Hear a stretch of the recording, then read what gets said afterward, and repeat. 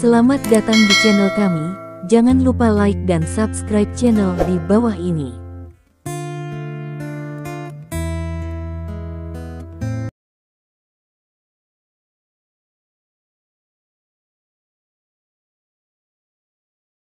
Bab 2161.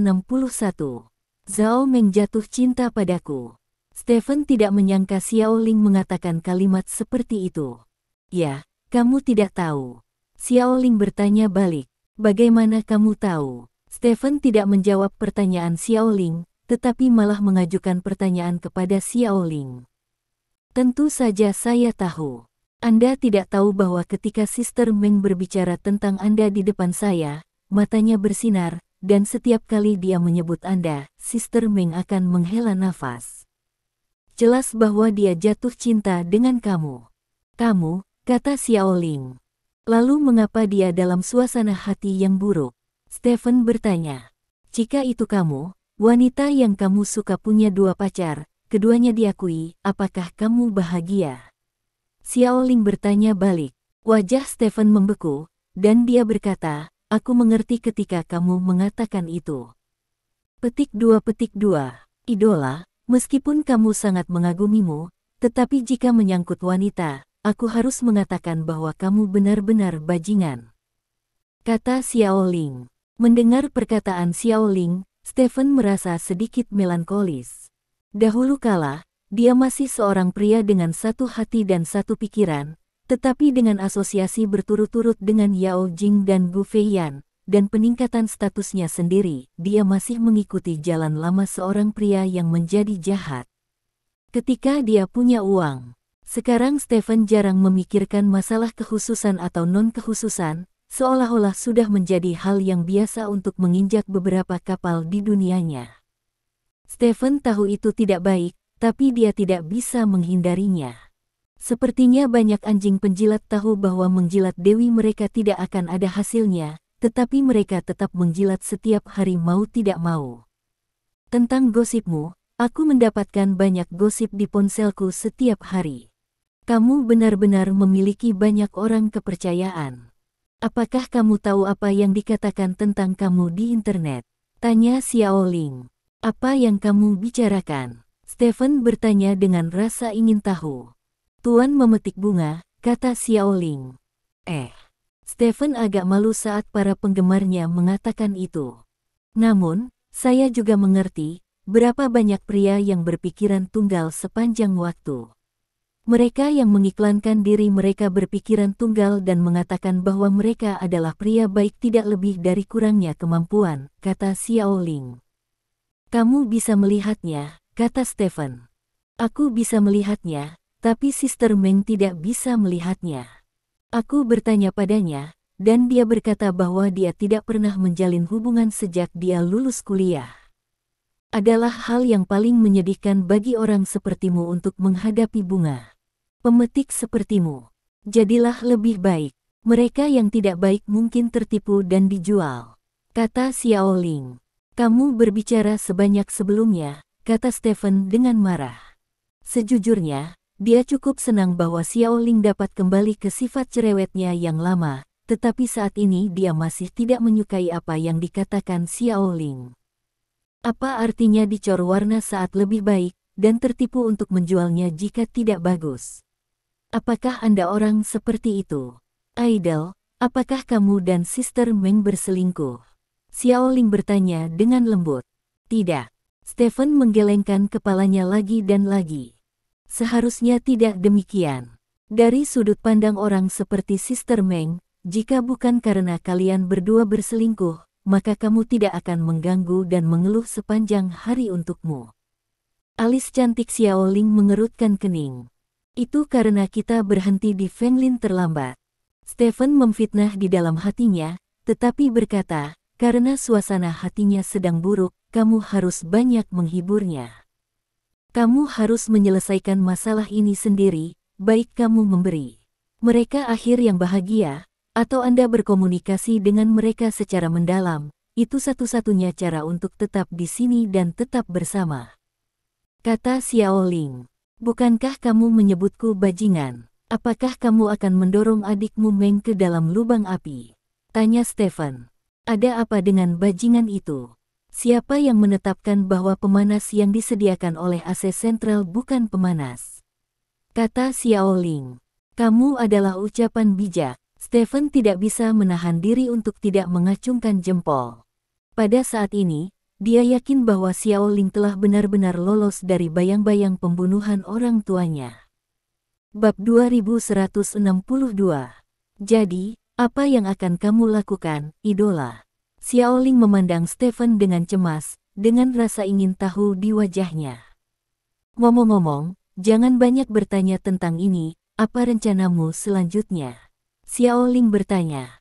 Aku tidak tahu, mari kita tinggal di sini dulu, makan dan minum, beberapa hal dapat dilepaskan sepenuhnya, dan kemudian membuat langkah selanjutnya setelah kamu benar-benar melepaskan, kamu tidak akan berhenti mendukungku, idola.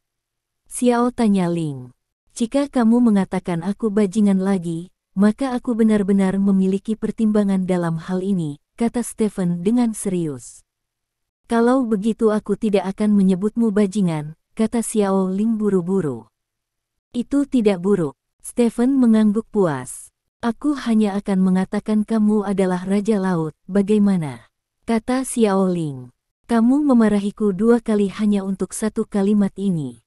Tidakkah kamu ingin mati? Stephen bertanya dengan wajah datar.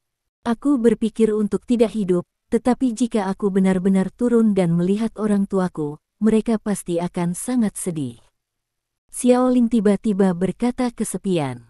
Stephen tertegun sejenak, lalu mengulurkan tangan dan menepuk bahu Xiao Ling dan berkata, lebih baik jika menurutmu begitu. Petik 2. Idola, saya ingin helm virtual reality yang akan segera diluncurkan Sawyer Group, bisakah Anda membelinya untukku? Tanya Xiao Ling. Helm virtual reality Sawyer Group, apakah teknologi itu sudah matang? Stephen bertanya dengan cemberut. Sebenarnya, teknologi virtual reality sudah ada sejak lama, namun hingga saat ini terjebak dalam baku tembak, bermain dengan level memotong semangka, yang sepertinya sedikit tidak berguna bagi Stephen. Yah, ini sangat matang. Grup Sawyer akan meluncurkan game ARK realitas virtual pertama saat headset dirilis. Nama gamenya adalah Xing Yue. Saya ingin memainkannya, kata Xiao Ling. Tidak apa-apa. Aku akan mengaturnya ketika saatnya tiba. Stephen mengangguk, mengingat masalah Xiao Ling, dan setelah mengobrol singkat dengan Xiao Ling, dia pergi. Keadaan Xiao Ling membuat Stephen sangat lega, tetapi Zhao Meng membuatnya sedikit khawatir. Berbicara secara logis, dia dan Zhao Meng tidak benar-benar bermain poker, tetapi pada saat itu hampir sama dengan bermain poker. Jika telepon Zhao Yin terlambat 10 detik, mereka berdua akan benar-benar duduk sekarang. Hubungan kekasih sudah selesai. Jika itu adalah kekasih, maka semuanya jauh lebih sederhana. Saat ini tidak ada keterikatan emosional yang tidak dapat diselesaikan dengan 1 tembakan, dan jika ada, diperlukan 2 tembakan. Tapi sekarang Stephen belum menembak, dan Zhao Meng terjebak oleh cinta. Maka jika dia pergi untuk menghibur orang lain, pertama, tidak ada cara untuk belajar, dan kedua, jika tidak dilakukan dengan baik, itu akan dengan mudah terjadi sebaliknya. Efeknya, jadi masih sulit baginya sekarang. Setelah memikirkannya, Stephen memutuskan untuk menelepon Zhao Meng. Dia merasa akan buruk bagi Zhao Meng jika terus seperti ini, jadi dia ingin menjelaskannya kepada Zhao Meng. Apakah kamu punya waktu di malam hari? Minum kopi bersama, kata Stephen di telepon. Di malam hari, saya mengundang teman-teman saya untuk makan malam. Jika saya hanya minum kopi, saya tidak punya waktu. Jika Anda memiliki pengaturan kerja, bos, saya masih punya waktu, kata Zhao Meng. Kalau begitu singkirkan makanan temanmu, dan minum kopi denganku adalah pekerjaan, kata Stephen. Bos, kami sudah lama membuat janji untuk makan ini, kata Zhao Meng dengan sedikit ketidakpuasan. Sudah kubilang pada hari kamu bergabung dengan perusahaan. Kamu harus melakukan apa yang aku minta. Tempat minum kopi ada di jalan pejalan kaki di sebelah perusahaan. Ada kopi Shinrui. Aku jam 8.30 di malam hari. Kalau begitu aku akan menunggumu, kata Stephen, dan menutup telepon sebelum Zhao Meng setuju.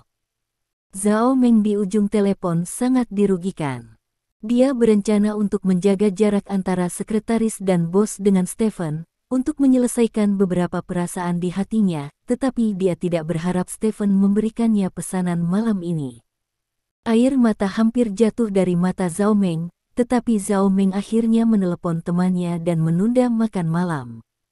Pada pukul 8.30 malam, Zhao Meng muncul di depan Stephen dengan seragam all. Stephen sudah memesan kopi. Zhao Meng terkejut saat mengetahui bahwa yang dipesan Stephen adalah latte yang paling sering dia minum. "Bos, apakah Anda baru saja minum kopi?" Zhao Meng bertanya dengan serius, duduk di hadapan Stephen. "Saya mendengar dari Xiaoling bahwa Anda sedang tidak dalam suasana hati yang baik baru-baru ini." Stephen bertanya. "Tidak, suasana hatiku sedang baik, mungkin tebakan Xiaoling salah." Zhao Mengji menjawab secara alami. "Apakah Anda keberatan dengan saya?" Stephen bertanya. "Tidak, saya tidak punya pendapat tentang bos." Zhao Meng menggelengkan kepalanya lagi dan lagi. Stephen menatap langsung ke arah Zhao Meng, yang menundukkan kepalanya karena malu. "Kamu tahu situasiku," kata Stephen. "Apa?" Zhao Meng menatap Stephen dengan curiga. "Saya memiliki dua wanita. Mereka adalah wanita terpenting dalam hidup saya, sama pentingnya dengan ibu saya. Kedua wanita ini sekarang menempati separuh hidup saya, dan tidak ada yang akan bergabung dengan mereka di masa depan," kata Stephen. "Bos, mengapa kamu mengatakan ini padaku?" Zhao Meng tidak menyangka Stephen akan mengatakan ini padanya, dan berkata dengan wajah pucat. "Aku bukan orang yang baik. Aku tidak terlalu posesif terhadap wanita sebelumnya, tapi sekarang, posesifku terhadap wanita menjadi sangat kuat. Kupikir ini mungkin terkait dengan peningkatan status dan kemampuanku. Aku tidak bermaksud untuk mengontrol diri saya sendiri, saya tidak akan mengatakan apapun dengan munafik kepada Anda. Demi kebaikan Anda sendiri, jangan suka saya, jadi sekarang saya akan memberi Anda dua pilihan," kata Stephen. "Apa, pilihan apa?" Zhao Meng bertanya dengan suara bergetar. "Pertama, kamu adalah wanitaku, dan kedua, kamu adalah sekretaris yang baik," kata Stephen. Mendengar ini, Zhao Meng menundukkan kepalanya. "Saya sangat lugas, saya tidak suka bertele-tele, dan saya tidak suka memaksa orang lain untuk melakukan hal-hal yang tidak saya sukai, jadi Anda memilih sendiri," kata Stephen. Aku tidak tahu bagaimana memilih." Zhao Meng menggelengkan kepalanya. "Apakah itu sangat kusut?" Stephen bertanya. Ya. Zhao Meng mengangguk. "Jika kamu terjerat, sudah ada jawabannya." Stephen tersenyum, bangkit dan meraih tangan Zhao Meng dan berjalan keluar. "Kemana kita akan pergi?" Zhao Meng bertanya dengan gugup. "Tidak akan terlambat untuk berhenti kali ini," kata Stephen sambil tersenyum. Bab 2163. Stephen merasa penampilannya hari ini bisa mendapat nilai penuh. Dia sepenuhnya menunjukkan kultivasi diri dan keinginan kerasnya, dan juga memberi Zhao Meng kekuatan untuk memilih. Pada akhirnya, meskipun Zhao Meng tidak memberikan jawaban, begitu dia ragu tentang masalah ini, jawabannya sudah jelas. Jadi Stephen begitu saja membawa Zhao Meng keluar dari kedai kopi dan menuju hotel terdekat. Semuanya sempurna sejauh ini. Sampai Zhao Meng menundukkan kepalanya karena malu dan berkata bahwa kerabatnya telah datang. Stephen merasa bahwa Tuhan pasti dengan sengaja membuatnya kesal. Zhao Yin yang menghentikannya pada saat kritis terakhir kali, tapi kali ini kerabatnya yang menghentikannya pada saat kritis. "Kapan kamu datang?" Stephen bertanya. Ketika aku baru saja keluar," kata Zhao Meng dengan wajah merah. Untuk seorang gadis muda seperti dia, jelas merupakan tindakan yang sangat berani untuk menceritakan masalah pribadi seperti itu kepada seorang pria yang bukan pacar. Apakah itu sakit perut? Stephen bertanya. Zhao Meng tertegun sejenak, dia tidak berharap Stephen peduli tentang ini. Sedikit, jawab Zhao Meng jujur. Kalau begitu aku akan membawamu kembali dulu, dan aku akan mengirimimu beberapa kurma merah dan gula merah nanti, kata Stephen. Bos, kamu tidak perlu melakukan ini, kata Zhao Meng. Saya hanya bertanya apakah Anda ingin saya menjadi seperti ini. Stephen bertanya. Wajah Zhao Meng sedikit panas, dan dia mengangguk setelah ragu-ragu sejenak. Setelah menganggukkan kepalanya, Zhao Meng sedikit kesal lagi, merasa bahwa dia terlalu tidak berguna, jadi dia menyerah begitu saja, dia harus lebih tangguh. Itu dia, ayo pergi, masuk ke mobil. Stephen menarik Zhao Meng ke Rolls-Royce di sebelahnya. Tidak lama kemudian, Stephen mengirim Zhao Meng ke bawah. Saat ini, bawahan Stephen sudah berdiri di luar rumah Zhao Meng dengan sebuah tas. Stephen keluar dari mobil bersama Zhao Meng, lalu mengambil tas itu dari bawahannya. Saya tidak harus pergi bekerja selama 2 hari ke depan. Saya hanya harus melakukan perjalanan jauh dan mengurus diri sendiri di rumah sampai saya kembali. Stephen menyerahkan tas itu kepada Zhao Meng sambil berbicara. Oh. Zhao Meng mengangguk, dan melirik tas di tangannya. Tidak hanya ada kurma merah dan goji berry di dalam tas, tetapi juga cangkir termos. Saya telah meminta seseorang untuk membuatkan sepanci air gula merah untuk Anda terlebih dahulu, dan Anda dapat meminumnya saat Anda kembali, kata Stephen. Mendengar kata-kata Stephen, sejujurnya, Zhao Meng benar-benar tersentuh. Aku pergi dulu. Stephen mengulurkan tangannya dan meremas wajah Zhao Meng, lalu berbalik dan pergi. Hei, Zhao Meng memanggil. Stephen berhenti dan bertanya dengan curiga, ada apa? Kamu memperhatikan keselamatan, kata Zhao Meng. Stephen mengangguk, lalu masuk ke mobil dan pergi. Zhao Meng berdiri di tempatnya dan mendesah lemah. Faktanya, ketika dia mengatakan kalimat terakhir barusan, dia ingin bertanya kepada Stephen identitas seperti apa dia baginya sekarang, tetapi memikirkan tentang apa yang dikatakan Stephen tentang Yao Jing dan Gu Feiyan sebelumnya, Zhao Meng masih tidak mengambil. Kalimat ini menjadi pertimbangan tanyakan, karena dia tahu bahwa jawabannya pasti bukan yang paling dia harapkan. Tapi jadi apa? Zhao Meng melihat tas di tangannya.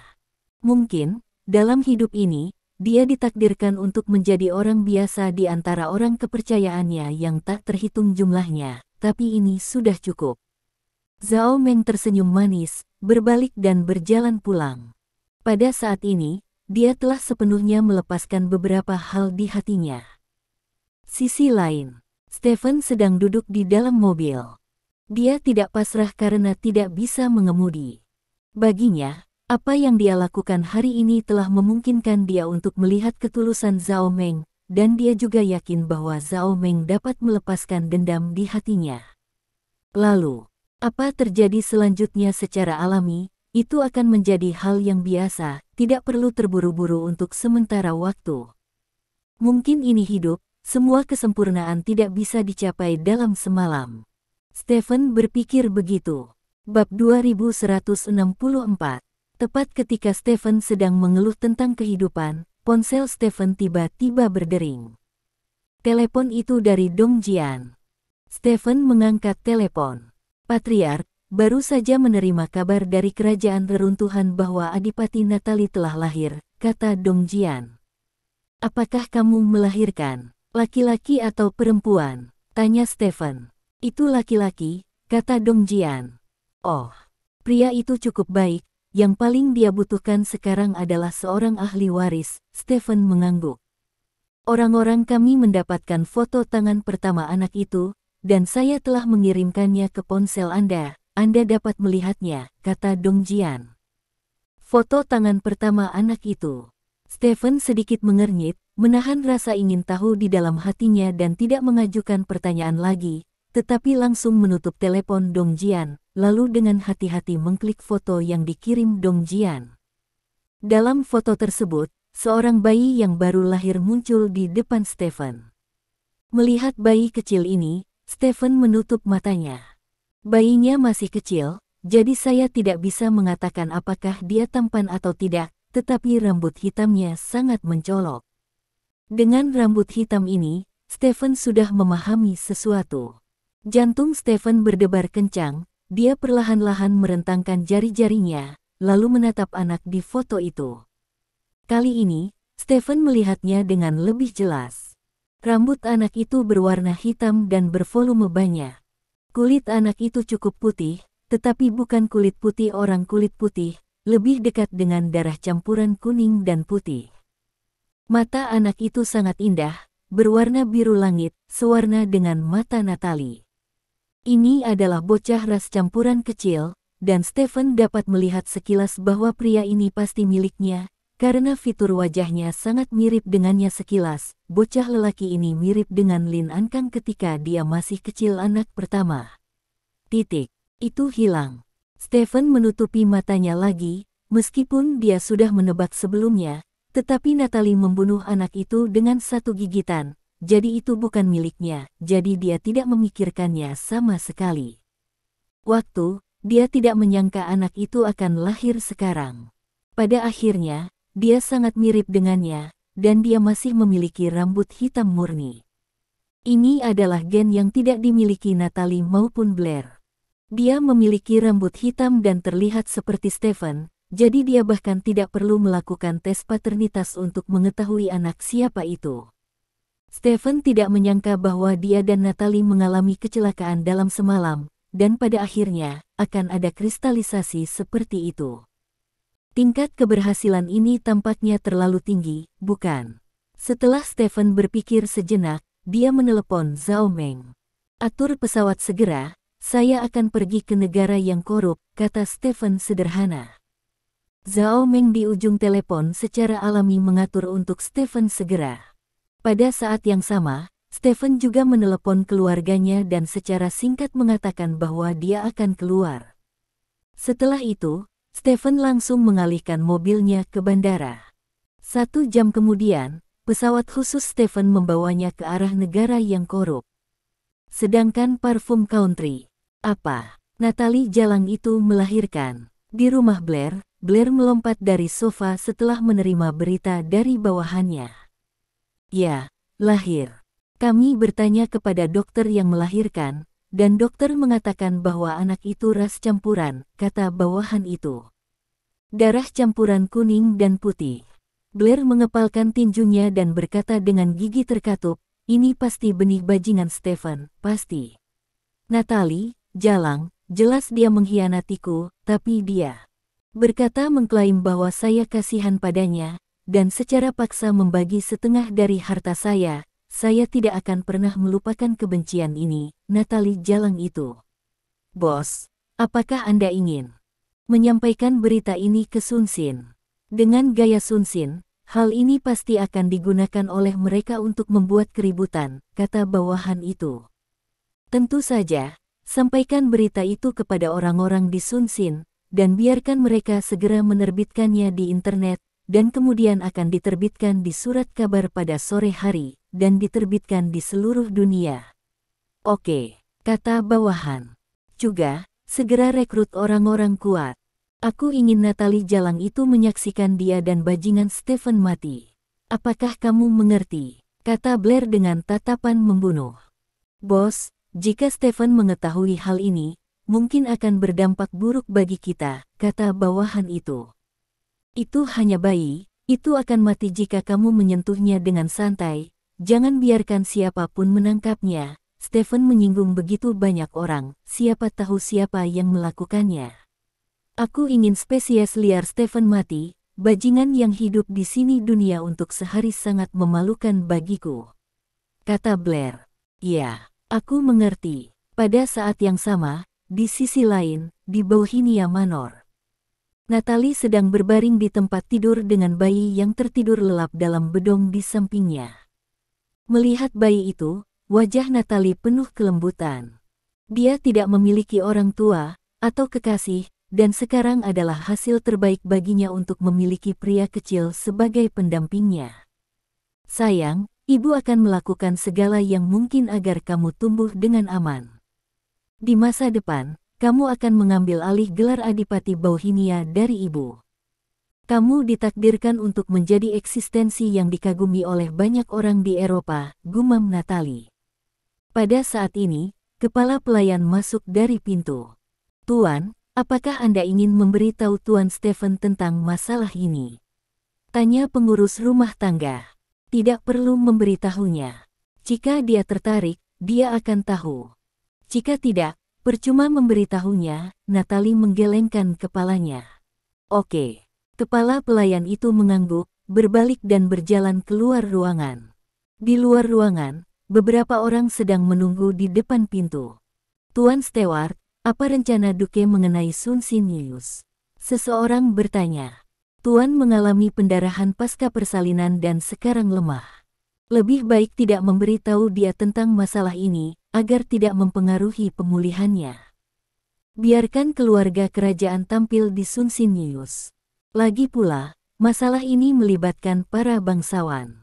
Jika kamu bisa menekannya, coba yang terbaik. Tekan ke bawah. Jika kamu tidak bisa menekannya, kita harus bersiap untuk menyangkalnya di sini. Selama foto tuan muda tidak bocor, kamu ingat untuk mengatur beberapa lebih banyak orang, dan jangan biarkan orang yang menganggur menunggu di dekat tuan dan tuan muda, kata pengurus rumah tangga. Ya, orang-orang di pintu mengangguk. Hei, alangkah baiknya jika pria itu bisa muncul. Dengan adanya dia, segalanya akan jauh lebih mudah. Pengurus rumah tangga menghela nafas. Bab 2165. Ini sore yang biasa. Karena bukan hari libur, orang-orang dari banyak negara di Eropa sedang bekerja. Dan pada suatu sore yang biasa, sebuah berita eksplosif muncul di beranda The Sunsin. Natalie, Adipati Bauhinia Lajang, melahirkan seorang anak laki-laki lebih dari 1 jam yang lalu. Berita seperti itu mengejutkan semua orang, karena Adipati Bauhinia selalu menunjukkan dirinya sebagai seorang lajang, dan tidak pernah membocorkan berita apapun tentang kehamilan Adipati Bauhinia sebelumnya. Kelahiran anak yang tiba-tiba ini membuat banyak orang tidak percaya. Laporan surat kabar Sunsin sangat detail, tidak hanya waktu melahirkan yang spesifik, jenis kelamin anak, dan berat badan anak, tetapi juga foto anak tersebut. Anak dalam foto itu berambut hitam, siapapun yang melihat anak ini pasti tahu bahwa anak ini pasti memiliki darah Oriental, karena ia tidak hanya berambut hitam, tetapi juga memiliki banyak ciri Oriental di wajahnya. Untuk sesaat, seluruh Eropa mendidih. Duke of Bauhinia melahirkan seorang anak dengan pria Oriental yang tidak dikenal, dan berita itu dengan cepat menyebar ke seluruh Eropa. Banyak orang yang sepenuhnya menganggap berita ini sebagai gosip, karena kalangan bangsawan Eropa sudah sangat kacau, dan segala macam gosip muncul tanpa henti. Namun kali ini kelahiran mendadak Natalie menjadi gosip bagi banyak orang. Terlebih lagi, tidak lama setelah berita itu keluar, dia secara terbuka menyatakan bahwa dia telah berselingkuh dengan Adipati Bauhinia, atau hanya mengatakan bahwa anak itu adalah milik mereka. Dan saat berita itu menyebar, para petinju wanita mulai memukul keras Natalie. Di sini kita akan berbicara tentang sebuah peristiwa di masa lalu, yaitu perceraian antara Blair dan Natalie. Natalie dengan berani mengungkap skandal Blair pada hari pernikahannya, dan menggunakannya untuk mengajukan gugatan cerai dari Blair, dan kemudian mendapatkan setengah dari harta keluarga Blair dari Blair. Di mata para petinju wanita, perbuatan Natalie semuanya mencerminkan keberanian dan kemandirian wanita. Para petinju wanita telah berdiri di sisi Natalie, bahkan ada yang lari keluar rumah Blair karena demonstrasinya. Dengan bantuan para petinju wanita ini, Natalie akhirnya berhasil membagi setengah harta milik Blair, dan hasil tersebut menjadi modal bagi para petinju wanita untuk menunjukkan kemampuannya di mata para petinju, perwakilan wanita mandiri modern. Dan sekarang, Natalie punya bayi. Dia benar-benar membantu seorang pria bau melahirkan seorang anak. Ini adalah pengkhianatan total bagi para petinju wanita, dan ini adalah pengkhianatan terhadap identitas wanita independen modern mereka. Bagaimana seorang wanita mandiri modern bisa melahirkan seorang pria? Pria itu harus dibiarkan bereinkarnasi sendiri. Natalie melahirkan seorang pria yang tidak bisa dipahami dan ditolak oleh para petinju wanita ini. Jadi, para petinju wanita memukul Natalie dengan keras. Berapa banyak petinju wanita mendukung Natalie sebelumnya, jadi sekarang mereka memukul Natalie dengan keras. Mereka menganggap Natalie sebagai pengkhianat, membuat Natalie marah di mana-mana, dan bahkan mengutuk Natalie. Tak hanya Natalie, bahkan bayi Natalie yang baru lahir pun menjadi sasaran kutukan banyak orang. Petinju wanita ini mengungkapkan ketidakpuasan mereka terhadap Natalie secara emosional. Banyak petinju wanita lari keluar rumah Natalie untuk memprotes, mengatakan bahwa Natalie harus berdiri dan meminta maaf atas perbuatannya. Beberapa bahkan melangkah lebih jauh dengan mengajukan petisi kepada keluarga kerajaan untuk mencabut status adipati Natalie Bauhinia. Tiba-tiba, Natalie yang baru saja melahirkan menjadi musuh publik para petinju wanita dan menjadi objek nafsu banyak orang yang ingin populer. Malam tiba. Natalie sudah cukup pulih untuk bisa bangun dari tempat tidur dan melakukan aktivitas sederhana. Dia menggendong bayi itu dalam bedung dan berjalan beberapa langkah bolak-balik di dalam kamar.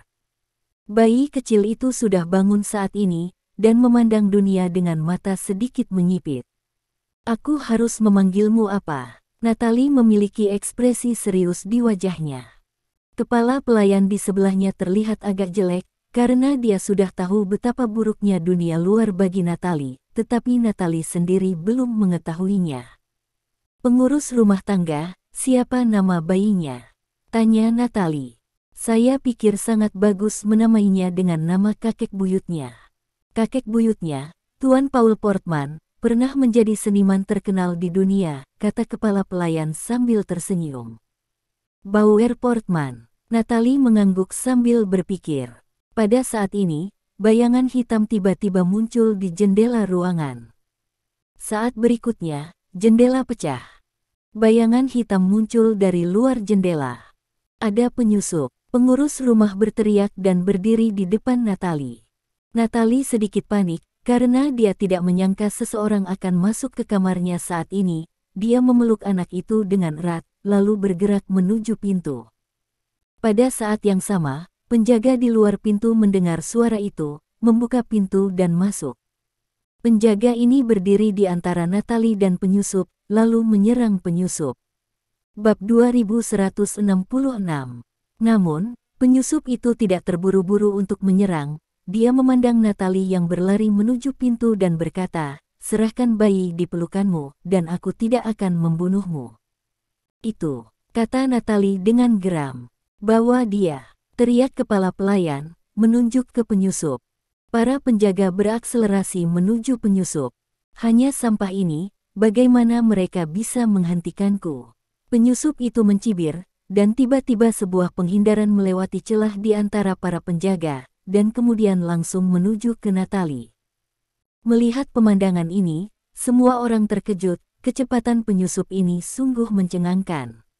Saat ini, Natalie sudah sampai di depan pintu, dan saat hendak bergegas keluar pintu, penyusup sudah tiba di belakang Natalie. Natalie menoleh dan saling memandang dengan ngeri. Penyusup itu tidak melihat ke arah Natalie, tapi ke arah bayi di pelukan Natalie. Sebuah pisau muncul di tangan penyusup. Penyusup itu mengacungkan pisau tajam dan menikam bayi di pelukan Natalie. "Tidak!" Natalie berteriak ketakutan. "Tidak ada yang bisa menahan orang yang ingin aku bunuh," kata penyusup itu dengan acuh tak acuh. Pada saat ini, suara menerobos udara tiba-tiba terdengar. Saat berikutnya, pisau panjang yang belum pernah dilihat siapapun sebelumnya ditembakkan dari jendela, lalu menembus punggung penyusup, lalu menusuk keluar dari depan, dan menusuk tanah dengan berat. Tubuh penyusup langsung menegang. Dia menatap pisau panjang yang menusuk tubuhnya. Pisau macam apa ini? Seluruh tubuhnya berwarna putih, dan bahannya terlihat seperti tulang, tetapi jauh lebih tajam dari tulang. Hanya satu pisau, dari mana asalnya, dengan mudah menembus tubuhnya yang kaku. Anda tahu, dia adalah pembangkit tenaga listrik tingkat prajurit. Dia adalah salah satu dari 100 orang teratas di dunia. Pisau siapa yang bisa menembus tubuhnya dalam sekejap? Penyusup memaksa kepalanya untuk melihat ke belakang. Masih ada pisau di punggungnya. Ini adalah pisau panjang dengan panjang sekitar 6 atau 7 meter. Salah satu ujung pisau panjang ditancapkan ke tanah, dan ujung lainnya hanya diletakkan di ambang jendela. Semua orang yang hadir tercengang. Mereka bahkan belum pernah mendengar tentang pisau sepanjang 6-7 meter, apalagi melihatnya. Orang macam apa pemilik pisau ini? Kenapa? Mungkinkah? Penyusup itu memandang ke jendela dengan tidak percaya, dan tidak ada seorang pun di jendela saat ini. Dengan kata lain, pisau ini terlempar dari jarak yang sangat jauh. Pisau sepanjang 6 atau 7 meter terbang dari jarak yang sangat jauh, menembus tubuh seorang suci perang, dan dengan kejam menjepitnya sampai mati di kejauhan. Pisau macam apa ini? Pisau lempar. Darah jatuh ke tanah di sepanjang bilahnya. Warsain menutup matanya dengan enggan, karena pisau ini tidak hanya menembus tubuhnya, tetapi juga menembus jantungnya. Banyak orang di ruangan itu masih shock, karena semua ini terjadi dalam sekejap, dan pemilik pisau tidak pernah muncul, jadi semua orang tidak tahu harus berbuat apa. Saat itu, sesosok mendarat di ambang jendela. Pria itu berjongkok di ambang jendela dan meraih gagang pisau panjang. Saat berikutnya, pisau sepanjang 6 hingga 7 meter itu menyusut dengan cepat di depan semua orang, dan akhirnya menghilang sepenuhnya di depan semua orang. Semua orang bingung dengan pemandangan ajaib ini. Pisau macam apa ini? Datang tanpa bayangan, pergi tanpa jejak, mungkinkah ini semacam artefak? Sudah agak terlambat. Stephen melompat dari jendela dan berkata dengan nada meminta maaf. Ya, ini Tuan Lin. Kepala pelayan itu mengenali Stephen dan berteriak dengan penuh semangat. Sebagai orang kepercayaan Natalie, kepala pelayan adalah satu-satunya orang di sekitar Natalie yang mengetahui siapa ayah dari anak tersebut. Jadi saat melihat Stephen, pengurus rumah tangga menunjukkan lebih banyak keterkejutan daripada yang lain. Stephen mengangguk padanya, lalu berjalan menuju Natalie. Natalie berdiri di kejauhan, meskipun dia baru saja mengalami pembunuhan, wajahnya kembali tenang saat ini, dan dia bahkan terlihat sedikit sombong dan dingin. Inilah temperamen Natalie, hampir tidak berbeda dengan saat Stephen pertama kali bertemu dengannya di Australia. Temperamen alami aristokrat semacam ini sulit dibentuk oleh orang biasa. Terima kasih telah menyelamatkanku, kata Natalie. Jika saya tidak datang terlambat, saya tidak akan membiarkan dia begitu dekat dengan Anda. Maaf, saya membuat Anda dibuahi, kata Stephen dengan sungguh-sungguh. Natalie tidak tahu bahwa kata-kata Stephen disembunyikan, dia benar-benar mengira Stephen meminta maaf padanya, dan wajahnya sangat melembut. Tidak apa-apa jika hasilnya bagus, bukan? Kata Natalie. Yah. Apakah kamu menakuti bayinya? Stephen mengalihkan pandangannya ke anak di pelukan Natalie. Mata anak itu sedikit menyipit, dan dia masih setengah tertidur dan setengah bangun. Mungkin tidak. Natalie menyesuaikan postur tubuhnya untuk menggendong anak itu, lalu berjalan menuju pintu. Stephen buru-buru mengikuti. Aku tahu apa yang kamu pikirkan, kata Natalie dengan tenang sambil berjalan. Anak itu memang milikmu, tapi dia harus tetap bersamaku, dan aku tidak akan membiarkan siapapun membawanya pergi. Petik 2. Bab 2167. Stephen tidak menyangka Natalie akan mengakuinya begitu cepat, dia mengira Natalie harus menutupinya, tetapi dia hanya mengakui bahwa anak itu adalah miliknya tanpa mengucapkan sepatah kata pun. Kamu juga telah melihat bahwa anak itu dalam bahaya di sini, kata Stephen. Bunga yang dibudidayakan di rumah kaca tidak tahan terhadap kerusakan akibat angin dan hujan. Sebaliknya, bunga yang tumbuh di tengah badai akan mekar lebih cemerlang daripada yang dibudidayakan di rumah kaca, kata Natalie. Lagi pula itu benihku, mungkinkah aku benar-benar tidak peduli padanya? Stephen bertanya dengan cemberut. Kamu bisa mengendalikannya, tapi dia harus tetap di sini, harus menggunakan nama belakangku, dan harus menjadi Adipati Bohemia di masa depan. Kamu tidak berhak ikut campur dalam hal ini, dan kamu tidak bisa ikut campur. Jika kamu ingin mengendalikannya, maka temukan cara untuk mengendalikannya sendiri. Petik 2 titik, kata Natalie sambil berjalan. Natalie, apakah menurutmu aku di sini untuk merebut anak itu? Stephen bertanya.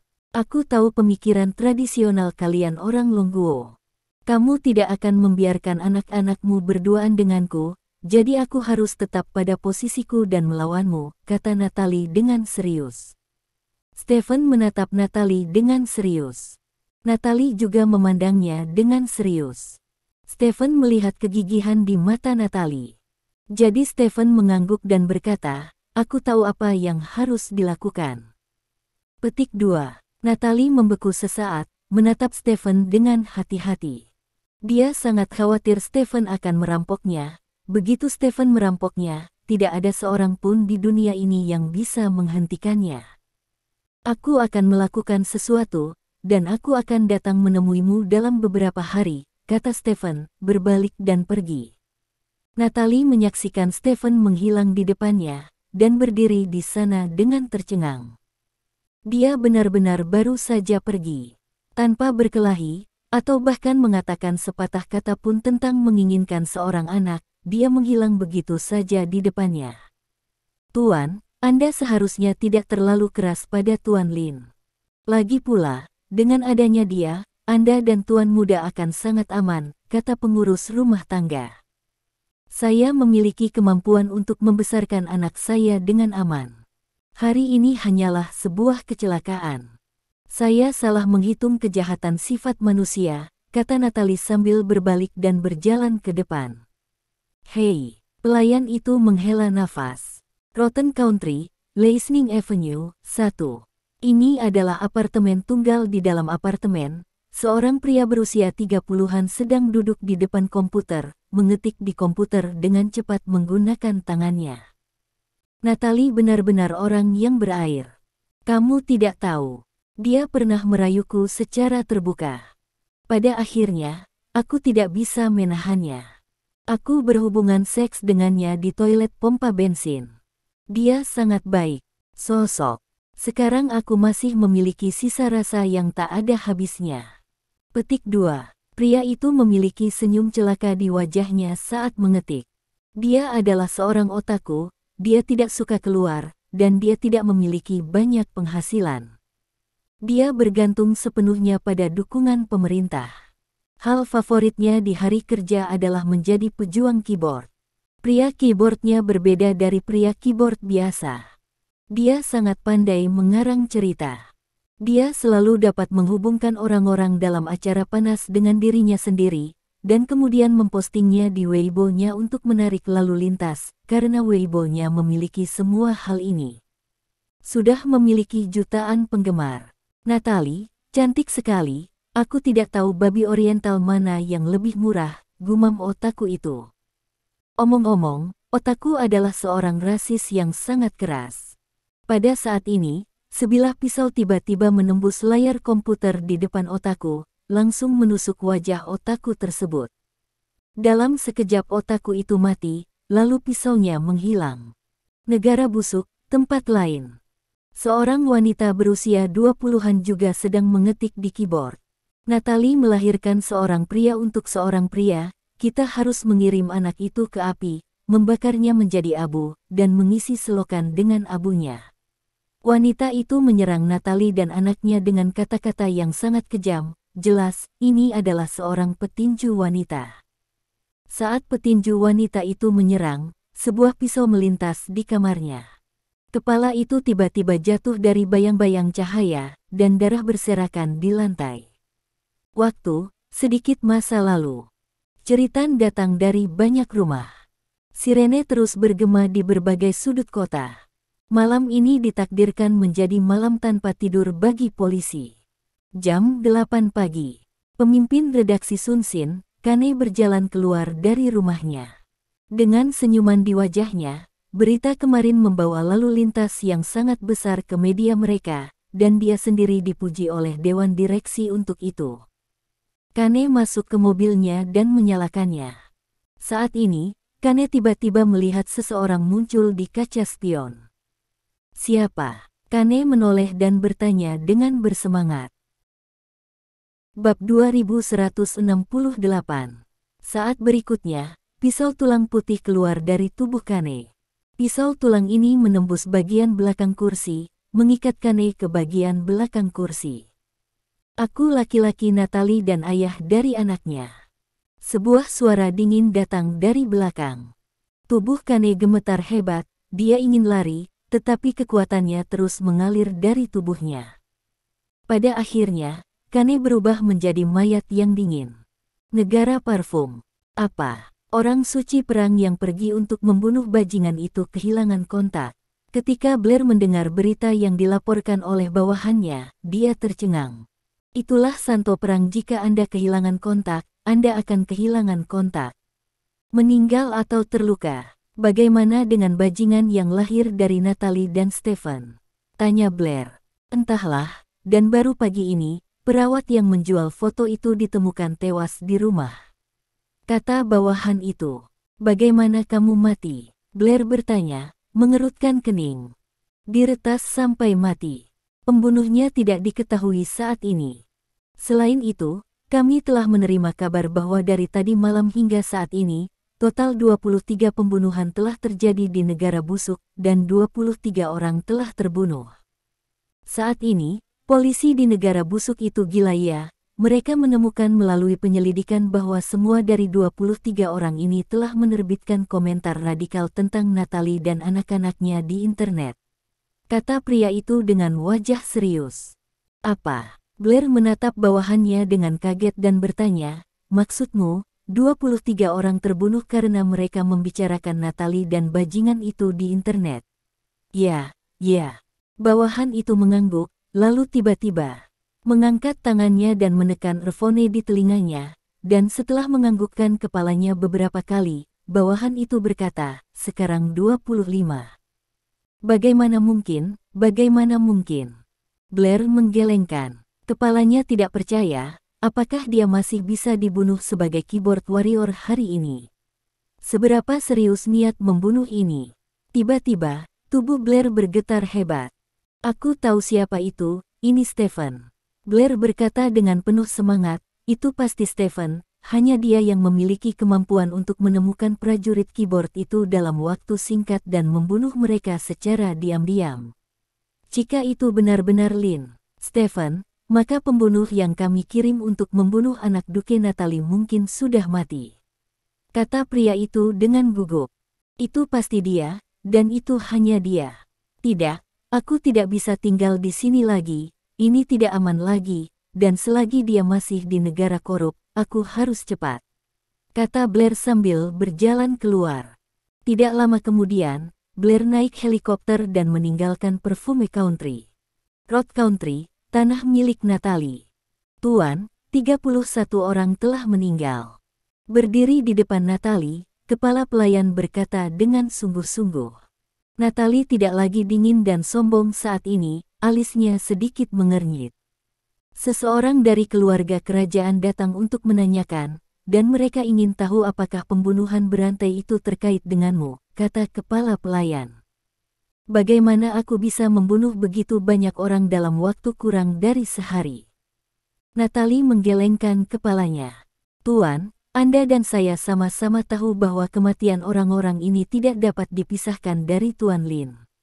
Ada terlalu banyak orang yang terlibat saat ini. Bisakah Anda meminta Tuan Lin untuk berhenti sebentar? Tanya pengurus rumah tangga. Aku tahu apa yang ingin dia lakukan, dan dia tidak akan berhenti, kata Natalie. Ini. Kepala pelayan tidak tahu harus berkata apa. Seiring berjalannya waktu, jumlah orang yang terbunuh terus meningkat, dan cakupannya menyebar ke kota-kota sekitarnya.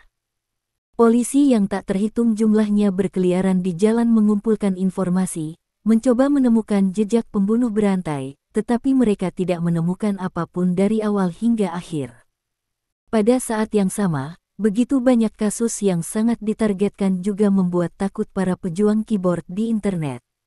Mereka tidak pernah menyangka bahwa suatu saat nyawa mereka akan terancam bahaya karena mengetik di keyboard. Petinju wanita tidak lagi memukul. Pria celaka itu juga berhenti menganiaya, menghina, bahkan mengutuk Natalie dan anak-anaknya dengan keyboard. 3 hari berlalu dalam sekejap mata. Blair juga bersembunyi di tanah pribadinya selama 3 hari. 3 hari ini sebenarnya tidak sulit baginya. Dia kaya dan dikelilingi oleh sekelompok besar wanita cantik. Meskipun dia bersembunyi, apapun yang ingin dia makan atau minum, dia hanya perlu menjentikkan jarinya dan itu akan dikirimkan kepadanya. Oleh karena itu, yang disebut persembunyian lebih tepat disebut liburan. Pejabat negara rotten dan negara parfum adalah sampah. Tidak hanya tidak ada yang bisa menangkap mereka, tapi mereka bahkan tidak bisa menemukan petunjuk. Aku benar-benar kecewa. Blair menyentuh kecantikan bikini di depannya sambil berbicara. Pantat. Si cantik tersenyum genit dan melompat ke kolam renang. Blair menjadi iri dan melompat ke kolam renang bersama. Dia menyelinap maju dari air dan semakin dekat dengan keindahan. Melihat bahwa dia hendak memeluk kecantikan itu ke dalam pelukannya, tiba-tiba, seolah-olah dicengkeram oleh sesuatu, kecantikan itu melompat dari air dan menghilang di depan Blair. Blair membeku sesaat, muncul ke permukaan dan melihat ke depan. Tidak ada seorang pun di depannya. Melihat sekeliling, para pengawal yang seharusnya menjaga sekeliling semuanya jatuh ke tanah saat ini. Blair kaget dan berenang menuju pantai. Ketika Blair datang ke pantai, sepasang kaki tiba-tiba muncul di depannya. Blair mendongak, dan wajah yang dikenalnya muncul di depannya. Lin. Petik 2. Puff. Darah mengotori kolam renang menjadi merah. Sore ini, Natalie sedang berbaring di samping sang anak, diam-diam menatap anaknya yang sedang tidur. Saat ini, pengurus rumah mengetuk pintu, lalu membuka pintu dan berkata, Tuan Lin ada di sini. Petik 2. Natalie bangkit dengan lembut dan turun dari tempat tidur, lalu berjalan keluar kamar. Di ruang tamu di luar ruangan, Stephen berdiri dengan tenang. Untuk apa kau di sini? Tanya Natalie. Termasuk Gabriel, total ada 63 orang, kata Stephen datar. Natalie terengah-engah. Mulai sekarang, di seluruh Eropa, tidak ada yang berani mempermalukan ibu dan anakmu, dan tidak ada yang berani memikirkan ibu dan anakmu. Apakah kamu masih puas? Bab 2169. Natalie sedang duduk di sofa, terengah-engah, wajahnya memerah. Jelas, apa yang dilakukan Stephen mengejutkannya. Dia tahu bahwa banyak orang telah meninggal dalam beberapa hari terakhir, dan itu mungkin ada hubungannya dengan Stephen, tetapi dia masih sangat terkejut ketika mendengar Stephen mengatakan hal-hal ini sendiri. Kenapa? Kenapa kau melakukan itu? Tanya Natalie. Saya harap anak saya akan aman dan sehat saat saya tidak di sisi saya, kata Stephen. Hanya untuk ini, apakah kamu akan membunuh? Tanya Natalie. Bunuh ayam untuk memperingatkan monyet, selalu bunuh ayam terlebih dahulu, kata Stephen. Pemerintah tidak akan membiarkanmu pergi. Blair adalah jagoan di negeri parfum. Jika kamu membunuhnya, pemerintah akan segera menemukanmu. Kamu harus segera pergi, kata Natalie. Saya ingin bersama anak saya. Tidak butuh waktu lama, hanya beberapa hari, kata Stephen. Beberapa hari sudah cukup bagi agen parfum country untuk mengelilingiku, kata Natalie. Jika saya melakukan hal-hal dengan begitu mudah untuk meninggalkan orang dengan alasan, maka saya tidak akan hidup sekarang. Stephen tertawa. Saat ini, pengurus rumah tangga membuka pintu dan bergegas masuk. Tuan, saya baru saja mendapat kabar bahwa hanya 10 menit yang lalu, Tuan Lin secara terbuka mengakui kepada media bahwa tuan muda itu lahir dari Anda dan dia. Kata pengurus rumah tangga itu dengan penuh semangat. Stephen, apa yang kamu lakukan? Natalie memandang Stephen dengan kaget. Dia telah merencanakan untuk merahasiakan identitas ayah anaknya, tetapi Stephen akan memilih untuk mengumumkan masalah ini. Aku bisa membiarkan anak itu tetap di sisimu, tapi aku tidak akan membiarkan dia menjadi bajingan di mulut orang lain. Dia memiliki seorang ayah, dan ayahnya adalah orang yang paling berkuasa di dunia. Aku harap dia akan keluar di dunia masa depan, maka Anda dapat memperkenalkan saya kepada semua orang dengan percaya diri, kata Stephen. Apakah kamu tahu bahwa dengan melakukan ini, kamu sama saja dengan langsung mengakui bahwa kamu adalah pembunuh dari begitu banyak pembunuhan berantai baru-baru ini? Mereka yang terbunuh adalah semua orang yang mempermalukan saya dan anak-anak saya melalui berbagai saluran. Sekarang kamu mengakui bahwa Anda itu milik Anda, dan kemudian mereka dibunuh oleh orang kuat yang tidak dapat dijelaskan. Apakah menurut Anda orang-orang di pemerintahan semuanya bodoh? Bagaimana Anda meninggalkan Eropa seperti ini? Jika saya tidak sepenuhnya yakin, apakah menurut Anda saya akan mengakuinya di depan umum? Stephen bertanya. Natalie membeku sesaat, lalu bertanya, kamu yakin? Petik 2. Tentu saja.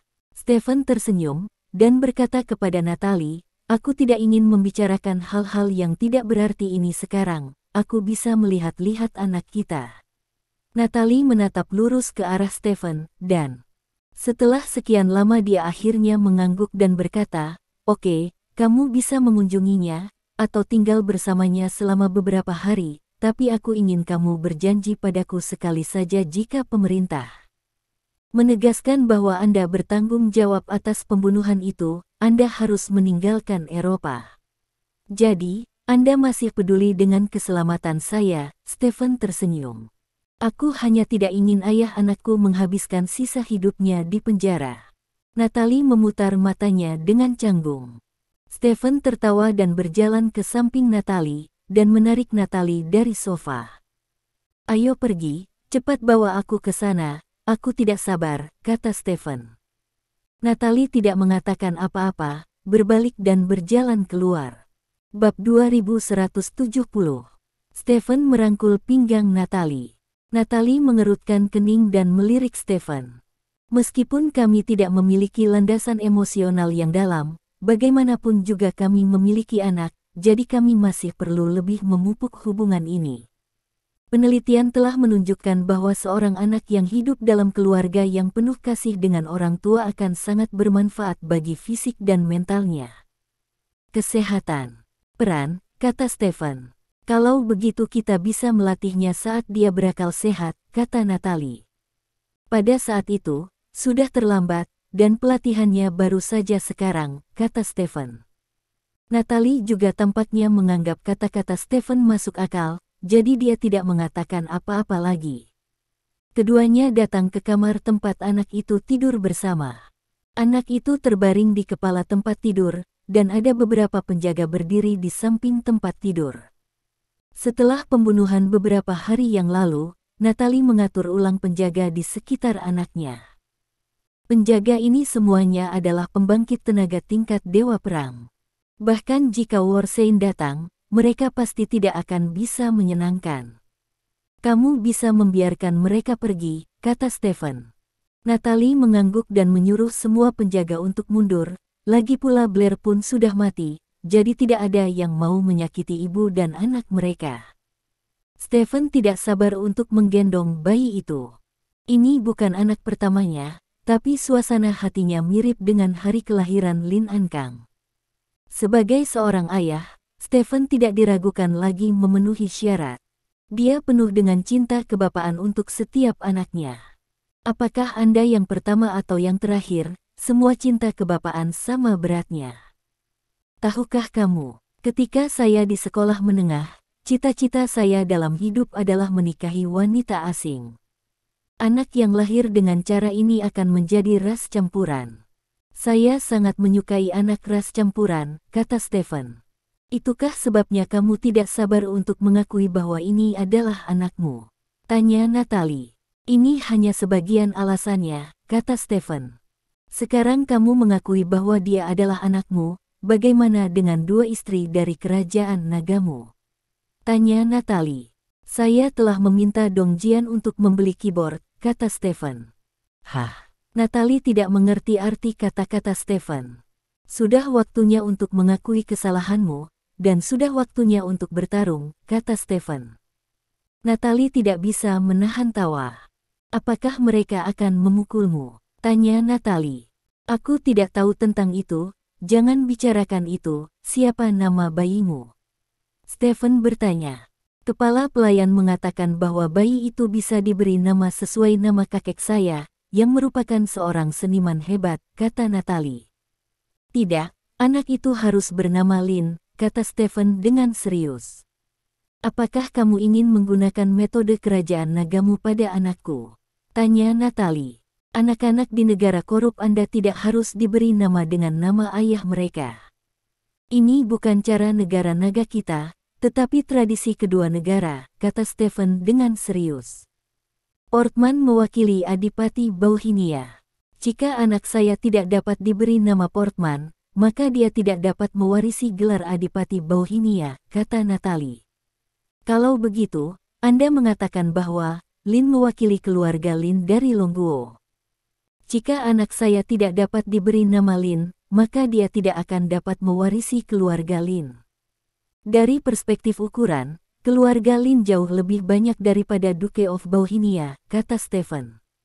Dari segi pengaruh, keluarga Lin jauh lebih rendah dari Adipati Bauhinia, kata Natalie. Saya tidak setuju dengan ini. Pengaruh Lin saat ini tidak lagi terbatas pada kerajaan naga, dan bahkan telah menyebar ke seluruh dunia. Anda dapat bertanya kepada orang-orang di Aliansi Bintang dan Garis UKC. Apakah ada orang yang tidak setuju? Tidak tahu Lin atau aku? Stefan, kata Stefan. Meskipun keluarga Lin Anda lebih besar dari Adipati Bauhinia, tidak hanya ada satu ahli waris dari nama keluarga Anda Lin, tetapi hanya ada satu ahli waris dari Adipati Bauhinia, kata Natalie. Tidak, anakku harus bernama Lin. Stefan bersikeras. Dia dilahirkan olehku, jadi nama belakangnya pasti Portman. Natalie juga bersikeras. Aku akan marah jika kamu melakukan ini. Nama belakangku adalah garis bawahku. Aku bisa membiarkan dia tinggal bersamamu, tapi nama belakang harus sama dengan milikku, kata Stefan dengan marah. Apa hubungan kemarahanmu denganku? Apakah kamu akan memukulku ketika kamu marah? Kata Natalie. Tentu saja aku tidak akan mengalahkanmu, tetapi jika aku benar-benar ingin anak itu mengambil nama belakangmu, aku hanya bisa membawa anak itu pergi, kata Stefan dengan paksa. Kamu bisa mencobanya, hari anak itu dibawa pergi olehmu adalah hari aku mati di depanmu, kata Natalie. Wajah Stefan membeku, melihat ke arah Natalie yang teguh, dia merasa sedikit tidak berdaya. Pada saat ini, kepala pelayan buru-buru membuka pintu dan masuk. Tuan, keluarga kerajaan dan polisi baru saja memasuki rumah kami, dan mereka akan tiba di sini sebentar lagi, kata kepala pelayan dengan bersemangat. Apa yang mereka lakukan di sini? Tanya Natalie dengan kening berkerut. Katakan, ya, saya ingin datang ke Tuan Lin untuk memahami situasinya. Kepala pelayan menunjuk ke arah Stefan dan berkata, ini adalah hasil dari kamu mengakui bahwa anak itu adalah milikmu, kata Natalie dengan sedikit ketidakpuasan. Biarkan mereka bertanya. Stefan berkata sambil tersenyum, jika aku bisa menanyakan sesuatu, maka aku kalah. Petik 2. Dari mana kamu mendapatkan kepercayaan itu? Natalie bertanya dengan curiga. Keyakinan berasal dari persepsi kekuatan sendiri. Saya sangat kuat, jadi saya sangat percaya diri, kata Stefan. Meskipun Natalie penuh dengan keraguan di dalam hatinya, melihat tekad Stefan, dia agak lega. Ayo pergi, aku bisa mengabaikan polisi, tapi keluarga kerajaan. Aku harus menerima mereka, kata Natalie. Stefan mengangguk, pertama-tama dengan hati-hati meletakkan bayi itu di tempat tidur, lalu meninggalkan kamar bersama Natalie. Keduanya datang ke ruang tamu besar bersama-sama. Saat ini, banyak orang datang ke ruang tamu, ada yang mengenakan kostum kerajaan, dan ada yang berseragam polisi. Sekilas Stefan melihat sosok gemuk dan akrab di kerumunan. Bukankah itu hanya Yang Mulia Pangeran Wesley yang memiliki banyak peran dalam jutaan kata sebelumnya? Yang Mulia Pangeran Wesley. Stephen tersenyum dan berjalan ke arahnya. Ketika Pangeran Wesley melihat Stephen, dia sangat gembira pada awalnya, dan kemudian tegas. Tuan Lin. Pangeran Wesley mengangguk ke Stephen dengan wajah dingin, seolah ingin mengirim sinyal ke Stephen yang tidak kami kenal. Namun, Stephen tetap berjalan ke arah Pangeran Wesley, lalu membuka tangannya untuk memeluk Pangeran Wesley. Yang Mulia, lama tidak bertemu, aku sangat merindukanmu, kata Stephen sambil tersenyum. Pangeran Wesley masih memiliki kesan yang baik tentang Stephen, dia pernah membantu Stephen sebelumnya, tetapi sekarang dipeluk oleh Stephen seperti ini, wajahnya yang dingin hanya bisa menunjukkan senyum tak berdaya. Stephen, mari kita bicara tentang hal-hal lama dulu. Kepala polisi kami memiliki sesuatu untuk meminta klarifikasi dari Anda, kata Pangeran Wesley. Stephen memandang seorang pria di sebelah Pangeran Wesley. Izinkan saya memperkenalkan diri, nama saya Louis, kepala polisi negara yang korup, pria itu berkata dengan hampa. Hari ini akan menambah lebih banyak, menambahkan lebih banyak lagi. Terima kasih.